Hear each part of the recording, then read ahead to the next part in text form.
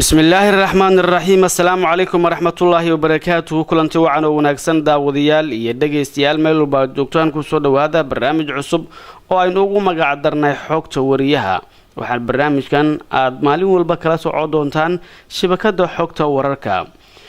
waxaynu ku soo qaadan doonaa hadii la idmo xogaha kala duwan oo ay qoraan wariyaasha Soomaaliyeed iyo kuwa caalamiga ah ee ku saabsan arrimaha Soomaaliya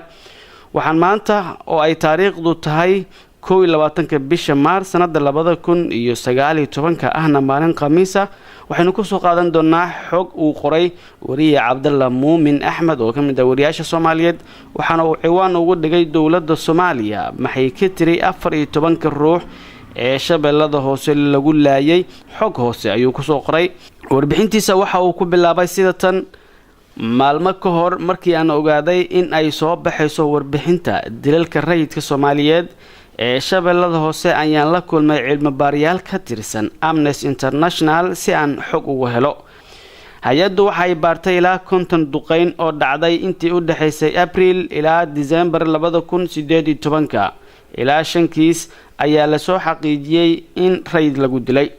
dadka la hubiyay ee ku dhintay 5 duqeyn waa 14 ruux iyo dhaawac 8 kale dhamaantood waa shacab aan shaqo ku lahayn argagixisada al-shabaab waxa ku jira dumar iyo ciyaal aan waxba galabsan ayuu qoraalkiisa raaciyay wariye Cabdalla Muumin Axmed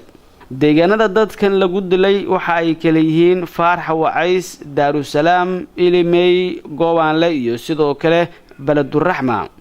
waxaan weydiiyay buu yiray wariyuhu hadii dawladda Mareykanka iyo Soomaaliya ay ka soo jawaabeen laynta shacabka ee duqeymaha gobolka Shabeellada Hoose Amnesty waxay waraaqo u dirtay labada dawladood waa Soomaaliya iyo Mareykanka iyagoo la wadaagay cadeymaha shacabka la dilay iyo waliba waxa ay ka jawaabayaan haddaba maxay ka tiray dawladda Mareykanka aynu aragno jawaabta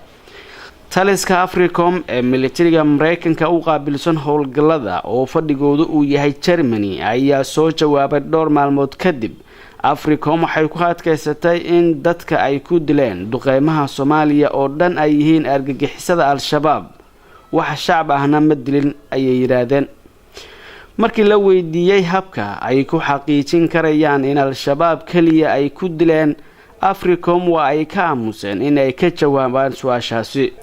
Mareykanka dagaal miyuu ugu jiraa Soomaaliya ilaa hadda sida la wada ogsoon yahay dawladda Mareykanka ma qirato in dagaalka ay ka wado Soomaaliya sida daraadeed waxay Amnesty weydiisay Africom in ay qiran karaan in dagaal toos ay ugu jiraan Soomaaliya mar kale ay Africom ka aamuseen jawaabta su'aashaasi oo ay weydiisay Amnesty International warbixintan uu qoray wariye Cabdalla Muumin oo ahayd mid dheer ayaa sidoo kale waxa uu ku yiray ama kaalinta dawladda Soomaaliya uu kaga hadlay waxaana uu yiray 9 bishan Maars Amnesty waxa ay laba warqadood u direen wasiirka amniga gudaha ee dawladda federaalka Soomaaliya Maxamed Abuukar Islow iyo xafiiska ra'iisul wasaaraha warqadaasna waxa lagu diray email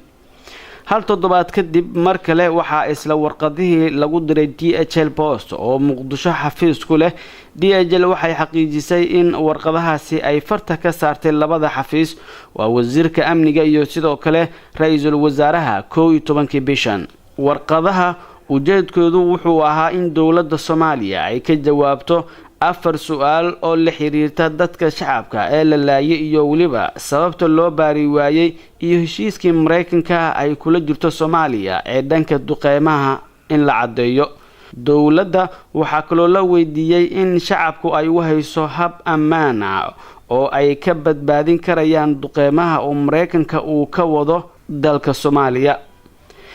ilaa hadda dawladda Soomaaliya kama aysan jawaabin warqadahaasi loo diray ee la xiriira shacabkeeda xaq darrada lagu dilay haddaba maxaa socda Amnesty iyo waliba qaranada xuquuqda aadanaha u dooda waxa suuragal ah in dacwad ay ku furaan Mareykanka waxaana ay la kaashan karayaan xubno kamid ah Congress-ka Mareykanka si loo xoojiyo dilka xaq darrada ah ee lagu dilayo shacabka Soomaaliyeed waxay sidoo kale hay-adda Amnesty International ay raadinaysaa in magdhow ay ugu qaado shacabkii la xasuuqay dowladda Mareykanka. waxaa kaloo dacwadan ka dhalan karta in Mareykanka lagu qasbo inuu sameeyo xafiis u gaar ah raadinta iyo weliba dabagalka dilalka loo geysanayo dadka rayidka si looga fogaado in dad shacab ah mar dambe lagu dilo duqeyn uu Mareykanka uu ka fuliyo Soomaaliya maxaa lagu qasbi karaa?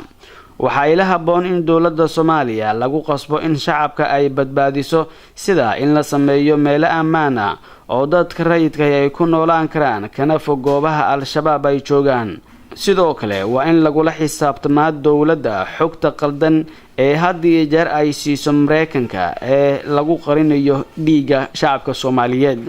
xogtan oo uu qoray wariye Cabdalla Muumin oo kamid ah wariyaasha Soomaaliyeed ayaanu ku soo qaadanay barnaamijka aynu ugu magac darnaa xogta wariyaha.